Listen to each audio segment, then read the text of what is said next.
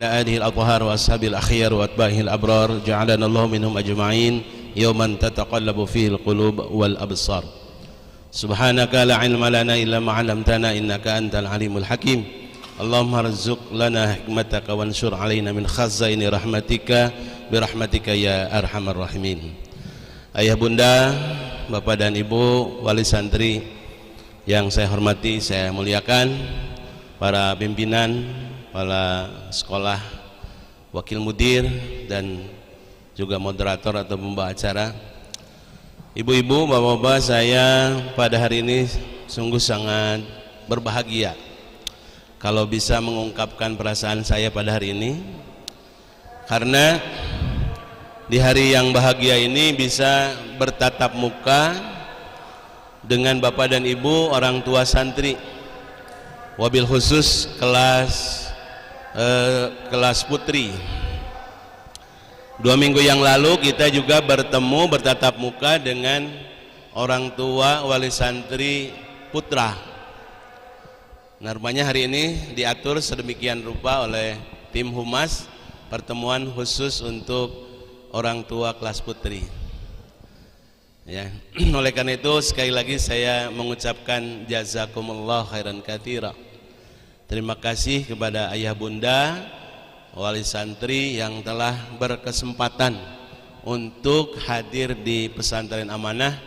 Tidak lain tidak bukan, ini semua kita lakukan untuk mendidik anak kita masa depan yang lebih ceria gitu.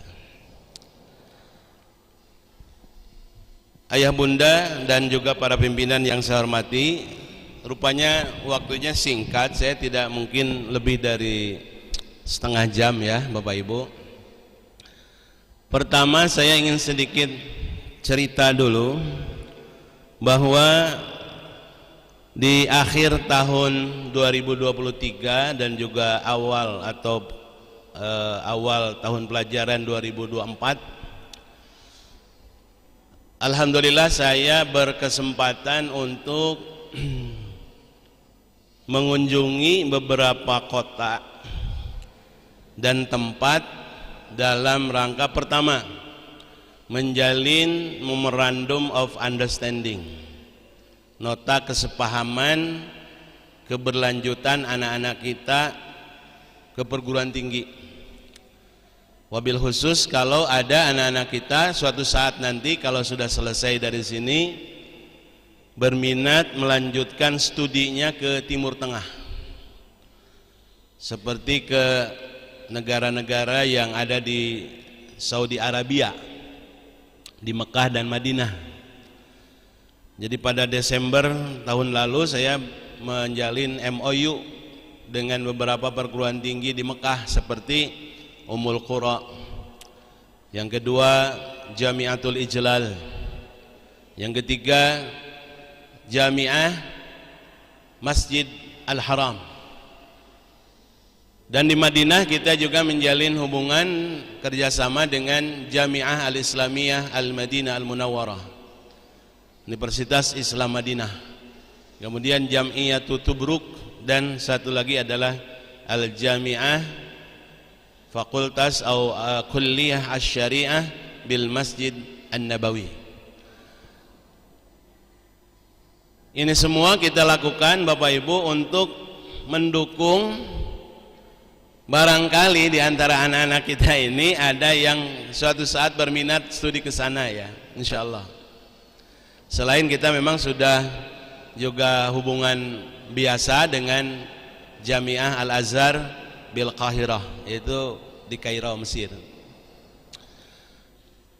Yang kedua, perjalanan kita itu pada 12 Juli kemarin tahun 2024. Oleh sebab itu saya mohon maaf kepada orang tua murid yang baru ya. Waktu kedatangan Bapak dan Ibu, saya tidak standby di sini karena waktu itu juga ada tugas ke Mekah, yaitu untuk melaksanakan pelatihan pimpinan pesantren dan guru bahasa Arab yang berkaitan dengan daurah at-ta'limiyah li al-lughatil arabiyyah li ghairi natiqina biha. pelatihan guru bahasa Arab untuk penutur asing, ya. Ini selama 3 minggu. Kemudian itu jadwalnya dari pagi jam 8 sampai dengan jam 12 siang lah, kira-kira zuhur. Kemudian kita istirahat, setelah asar nyambung lagi.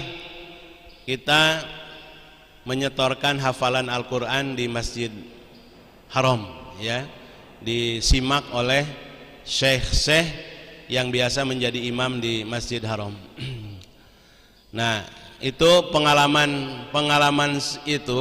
tersebut saya ceritakan kepada Bapak dan Ibu karena ada korelasi, ada keterkaitan dan ada hubungannya dengan bagaimana kita meningkatkan kualitas pelayanan pendidikan di pesantren amanah ini.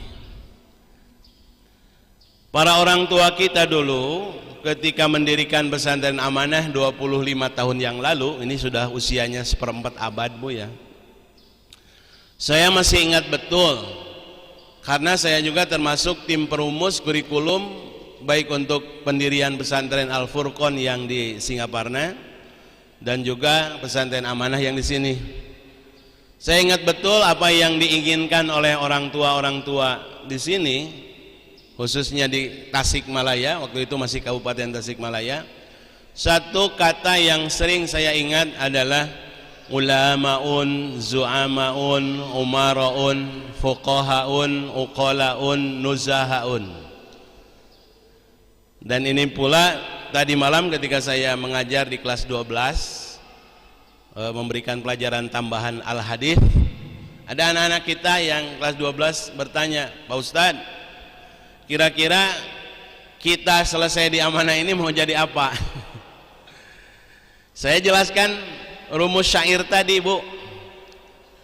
Yang pertama, kita dorong antum semua anak-anakku sekalian dengan belajar berbagai macam pelajaran yang ada di sini, apakah itu pelajaran syariah, al-Islam, ataupun juga pelajaran umum dan juga pembiasaan akhlak mulia seperti tadi dijelaskan oleh pengasuhan. Tidak lain, pertama kita ingin antum semua jadi ulama, ya, jadi ulama. Ulama di sini apa artinya? Alim, orang yang berilmu. Nah, kedepannya tentu anak-anak kita itu akan variatif, memiliki keilmuan. Ada yang kecenderungan muyulnya itu pada pelajaran-pelajaran atau agama, ya. Tapi ada juga yang muyul dan kecenderungannya itu kepada ilmu-ilmu yang sifatnya umum dan juga eksak, al-ulum al-kauniyah. Tapi semua itu tidak masalah, Bu, bagi kita. Juga saya kira bagi ibu-ibu semua. Yang penting ulama yang seperti apa yang kita bentuk itu.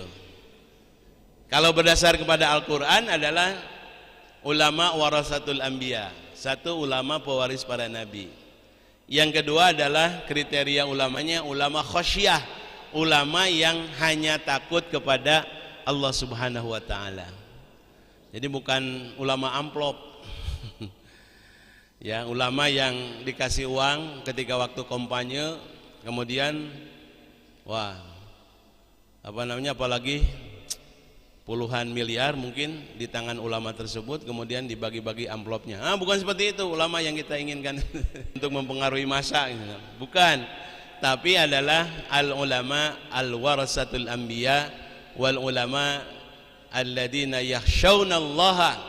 Jadi ulama yang takut kepada Allah. Kalau berbuat sesuatu yang nyelempeng, nyimpang dari ajaran Islam, segera dia mengakui kesalahan itu.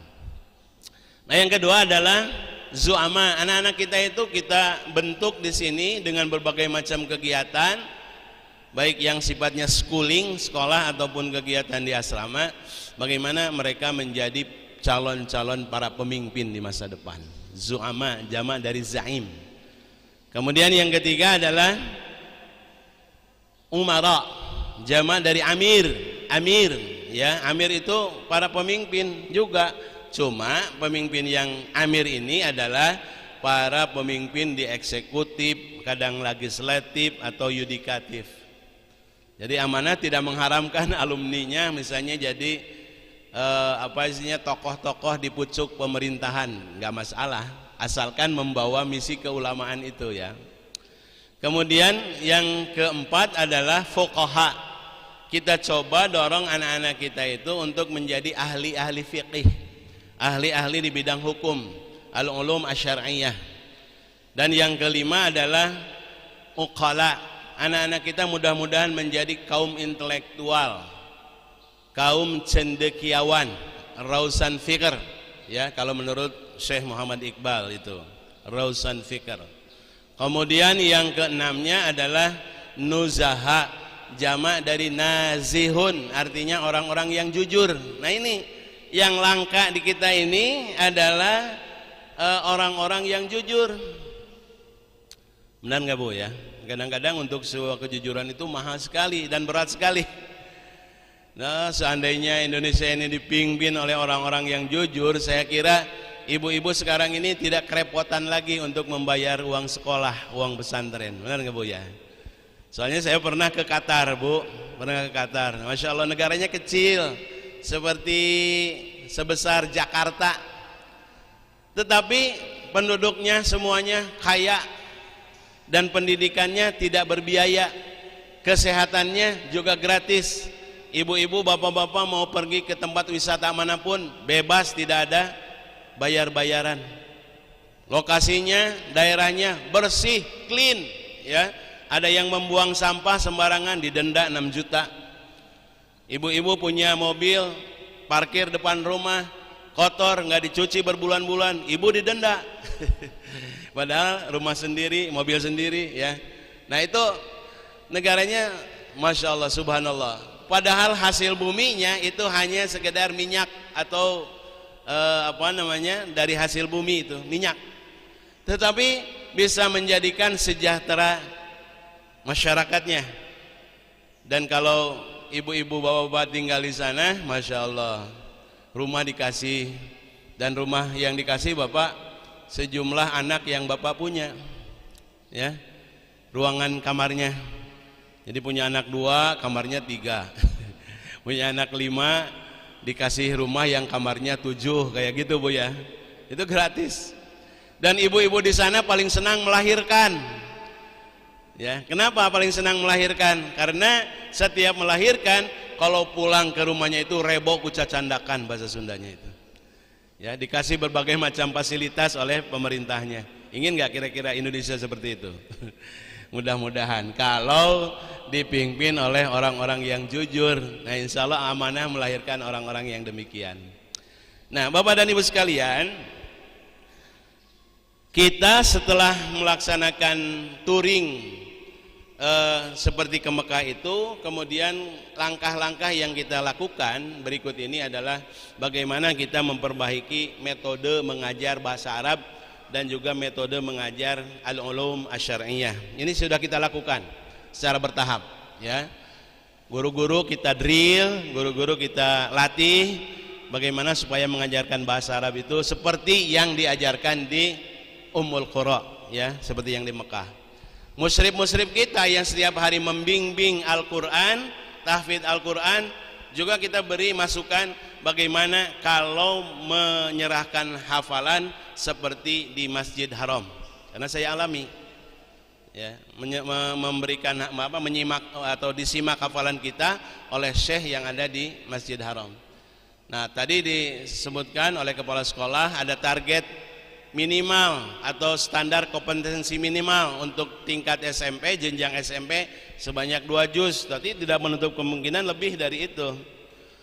Juga untuk jenjang SMA ada katanya tadi disebutkan 5 juz. Alhamdulillah di santri kita ini sampai sekarang paling tinggi sudah ada yang berapa?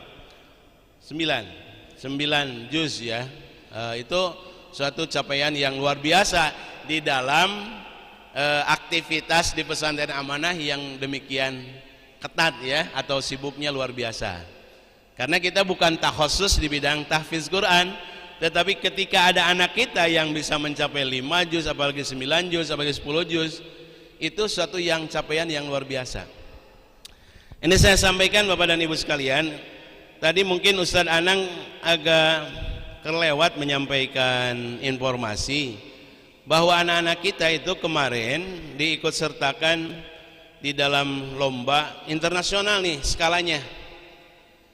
Jadi sebutan lombanya adalah International Olympiad Quran Science and Technology. Nah, dari 25 peserta yang kita utus, sebanyak 23 orang yang mendapatkan prestasi di kejuaraan ini. Ada yang mendapatkan medali emas, ada yang mendapatkan medali perak, dan juga perunggu. Yaitu berapa? 23 dari 25. Menurut saya ini suatu yang bagus capaian anak-anak kita ini. Ya. Yang dapat medali emas sebanyak 5 orang. Yang dapat medali perak sebanyak 7 orang. Yang mendapat medali perunggu sebanyak 9 orang. Jadi jumlah jamleh jeung nu jebeh sabarana 23 orang ya. Alhamdulillah. Nah, ini salah satu contoh bahwa anak-anak kita itu jangan kita kira diam di pesantren kemudian mereka tidak berbuat apa-apa. Justru saya respect dengan anak-anak kita itu. Mereka kita bangunkan jam 4 pagi atau kurang ya. Kemudian bersama-sama dengan ustadznya bersolat tahajud, kemudian sholat subuh berjamaah, setelah itu masuk kelas, setelah itu sampai asar olahraga atau kegiatan ekstrakurikuler. Malamnya juga belajar lagi terbimbing oleh guru-gurunya. Masya Allah, sampai tidur lagi. Ini menjadikan mereka ini al-insan al-aqwiya. Jadi orang-orang yang kuat secara mental. Orang yang mentalitas belajarnya itu sudah terarahkan, sudah terbimbing. Nah, ini yang penting. Tetapi Bapak dan Ibu, bukan hanya itu saja. Kita punya satu pedoman di dalam mendidik anak-anak kita. Al-muhafadatu ala afkarit talamid min suqutin fil akhlaq. Nah, ini pedoman kita ini.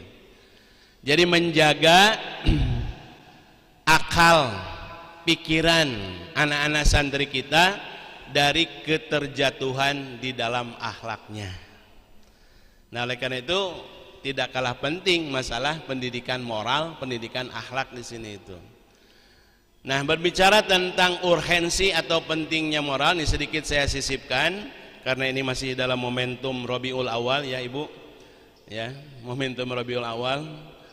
Jadi satu ayat yang sangat fenomenal ya, satu ayat yang sangat terkenal ya ketika kita membicarakan tentang bagaimana kita meneladani junjunan kita Nabi Muhammad sallallahu alaihi wasallam adalah laqad kana lakum fi rasulillahi uswatun hasanah liman kana yarjullaha wal yawmal akhirah wa dzakarallaha katsira. Al-Ahzab al-ayat 21. Al-Ahzab surah Al-Ahzab ayatnya ayat 21. Jadi dalam ayat ini menarik sekali Bapak dan Ibu, ada dua penguatan. Kalau dalam bahasa Arab namanya taukid ya. Ada dua taukid, ada dua penguatan yaitu lam dan qad. Lamut taukid wa qad aidan litaukid. Jadi sungguh amat. Nah, kira-kira begitu ya kalau kita artikan. Sungguh benar-benar pada diri junjunan kita utusan Allah Nabi Muhammad sallallahu alaihi wasallam terdapat uswatun hasanah. Apa di uswatun hasanah teh? Uswatun hasanah kalau kita lihat di dalam beberapa tafsir itu dijelaskan uswatun hasanah hiya qudwatun salihatun fi kullil umur. Contoh yang baik, contoh yang salih di dalam semua aspek kehidupan. Jadi kalau kita berbicara tentang hadis Bu ya, tidak lepas dari 4 pembicaraannya. Qaul yaitu ucapan ya. Awan tadi ininya apa namanya? Bergetar. Ini sebenarnya saya tadi ingin menayangkan bagaimana sebaran alumni kita di dunia gitu ya. Jadi ini namanya kharitah mutakharrij Ma'had Amanah fi Anhail Bilad. Jadi mereka itu ada yang di Eropa, ada yang di Amerika, ada yang di Australia, ada yang di Timur Tengah, ada yang di Jepang ya, Asia, ada juga di beberapa tempat yang lainnya selain mereka yang sekolah di perguruan tinggi swasta dan negeri di dalam negeri gitu. Cuma karena penayangannya seperti ini jadi kurang nyaman buat ibu-ibu ya, bisi atil karena soca pareman we. Ya. Nah, kembali kepada ini, jadi kenapa kita begitu fokus selain kepada aspek keilmuan adalah aspek attitude atau akhlaknya santri kita itu? Karena Rasulullah SAW itu adalah sosok teladan yang utama bagi kita, uswatun hasanah. Dan kalau kita belajar literasi tentang hal hadis, 4 yang biasa menjadi pembicaraan kita tentang hadis. 1 yaitu qaulur Rasulillah SAW, apa yang diucapkan oleh junjungan kita Nabi Muhammad SAW. Yang kedua adalah af'aluhu Rasulillah SAW, apa yang dilakukan oleh Rasulullah. Yang ketiga adalah taqariruhu, yaitu keputusan apa yang disampaikan oleh junjungan kita Rasulullah SAW. Dan yang keempat adalah ausafuhu Rasulillah SAW, bagaimana sifat-sifat dari junjungan kita Nabi Muhammad SAW. Bapak Ibu, kalau kita Masya Allah berbicara madungdengkeun ya bahasa Sundanya tentang sifat-sifat Rasulullah itu tidak habis-habisnya di dalam kitab Asy-Syama'il Al-Muhammadiyah karya Imam Abu Isa Muhammad Isa As-Saur At-Turmudi atau At-Tirmidzi. Itu ada sekitar 560 hadis yang membicarakan tentang bagaimana sifat-sifat Nabi Muhammad SAW, baik secara khuluqiyah, khalqiyah ataupun ihsaniyah ya. Masya Allah, itu kalau kita baca rupina kedah ngadaras ngaos kitab Asy-Syama'il Al-Muhammadiyah karena kita cinta kepada Rasulullah itu. Nah, apa yang menarik Bapak dan Ibu, bahwa teladan Rasulullah itu yang harus kita terapkan pada diri kita pribadi, keluarga kita, anak-anak kita, keluarga kita, dan juga santri-santri kita. Bagaimana caranya kebaikan-kebaikan yang dicontohkan oleh Nabi Muhammad SAW itu menjadi terserap kepribadian kita masing-masing. Nah itu ya. Nah oleh karenanya maka memang kalau berbicara tentang uswah teladan menurut tafsir As-Sa'di itu ada 2 macam, yakni al-uswah al-hasanah wal uswah al-qabihah. Teladan itu ada teladan yang baik, ada teladan yang buruk. Nah, disinilah barangkali faktor lingkungan, karena ini merupakan trilogi di dalam sebuah pendidikan, sangat penting itu lingkungan itu. Maka lingkungan mau tidak mau kita ciptakan bagaimana untuk membentuk pribadi yang mulia itu. Karena sok aya pariposkieu ningan di santri batur, tapi di dia mah mudah-mudahan teu aya. La tanqa'ul jarba'u qurba salimatin minha lakinna salimata tujrab. Lamun nu budug ngahiji nu cager, lain nu budug milu cager, tapi nu cager milu budug. Lingkungan ya. Sok ayeuna hijikeun ku ibu, sakamerkeun anu biasa jarbanan, budugan nya. Jeung nu cager, nu mana nu kapangaruhan? Lan anu budug milu cager atau anu cager milu budug? Gitu.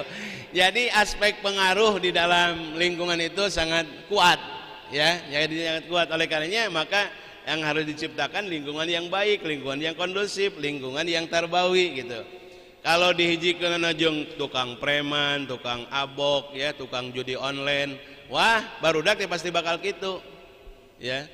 Kalau mau dikasih kebebasan handphone ya di sini, Masya Allah nggak tidur itu semalaman, jigana mau tahajud anjing nate da sapueuting hayo we main game online gitu. Nah ini pengalaman. Jadi pengalaman, jangan sampai anak-anak kita dalam usia emas seperti sekarang, usia SMP, usia SMA, justru waktunya itu gimana?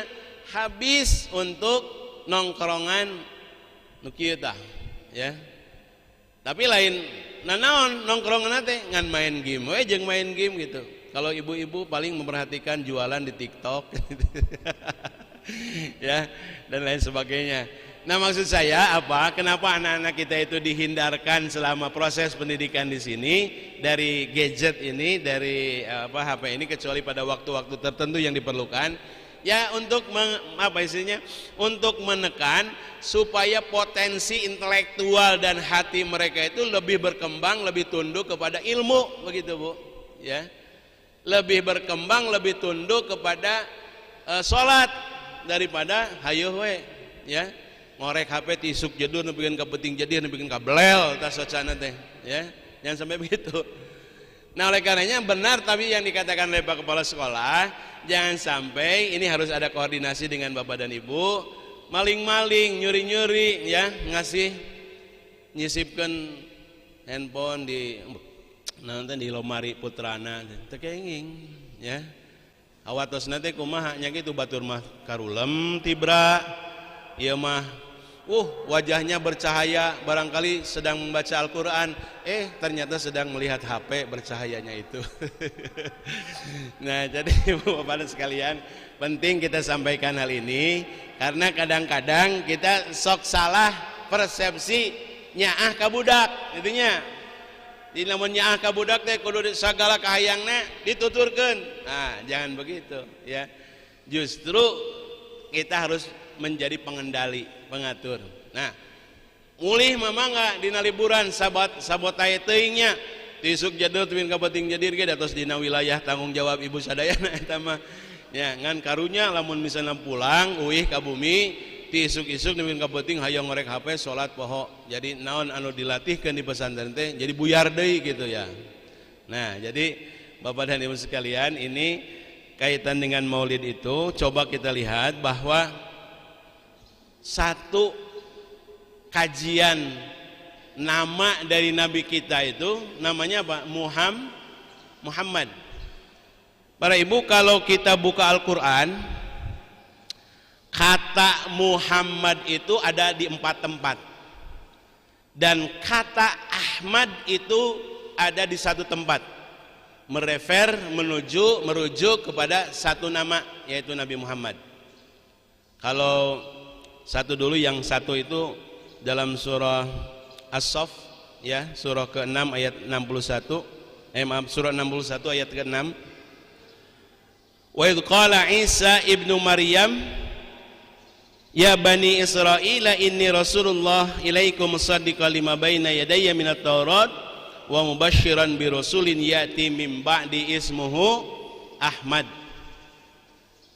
Dan aku memberikan kabar gembira tentang akan datangnya seorang utusan Allah setelah aku, namanya Ahmad.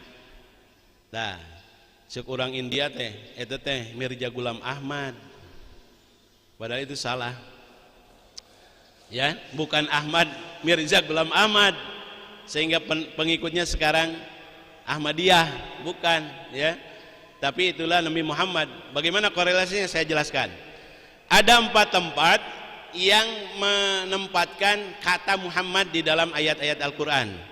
Pertama, Ali Imran 144, yang kedua Al-Ahzab 33 ayat 40, yang ketiga 47 yaitu surah Muhammad ayat 2, dan yang keempat 48 Al-Fathu ayat 29.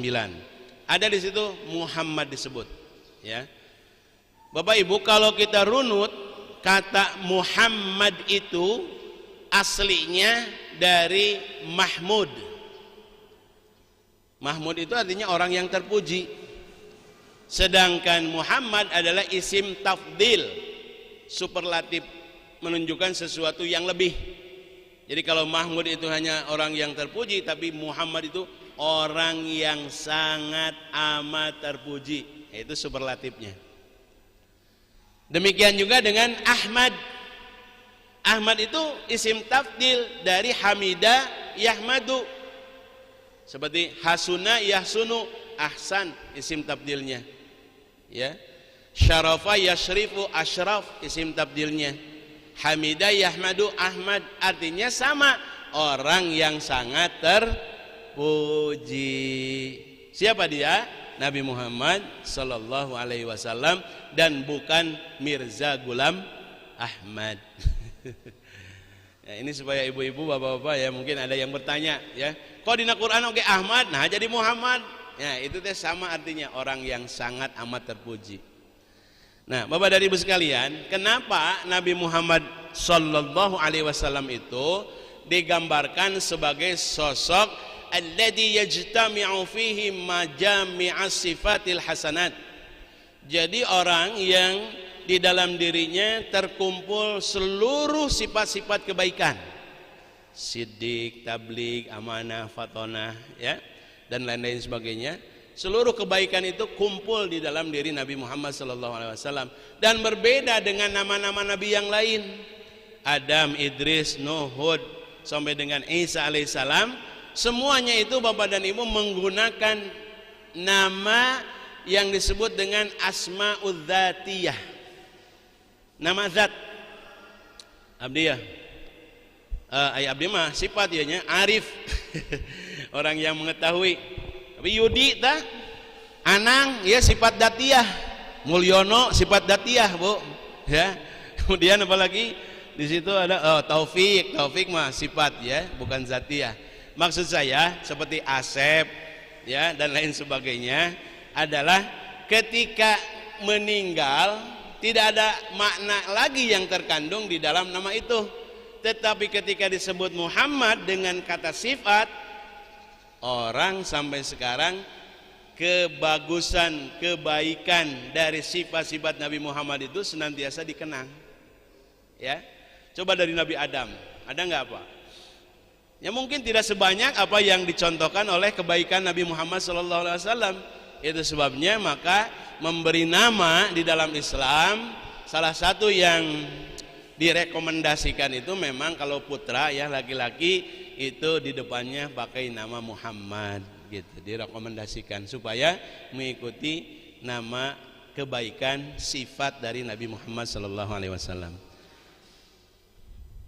Bapak dan Ibu yang dirahmati Allah Subhanahu wa taala, saya mungkin tidak akan jahil mengulangi quality time Bapak dan Ibu dengan anak-anaknya, dengan saudara-saudaranya, dengan putra-putranya. Hanya saja sekali lagi ini silaturahim antara kita.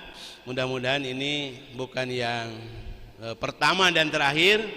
Ya, saya inginkan kegiatan ini sudah diagendakan juga oleh bagian humas supaya minimalnya kita bertemu paling tidak berapa bulan sekali ya? Ya, 2 bulan sekali. Oh, nanti pas pembagian hasil penilaian tengah semester PTS, insya Allah kita bertemu lagi. Mungkin situasi audiensionalnya seperti ini mungkin akan lebih dikembangkan lagi supaya waktunya lebih luas, lebih panjang. Jadi ada waktu interaktif antara Bapak dan Ibu selaku orang tua murid dengan kami yang dititipi amanah dari Bapak dan Ibu sekalian. Mohon maaf apabila ada kekurangan. Nasallallahu fatan qarib wa syiril mu'minin. Assalamualaikum warahmatullahi wabarakatuh.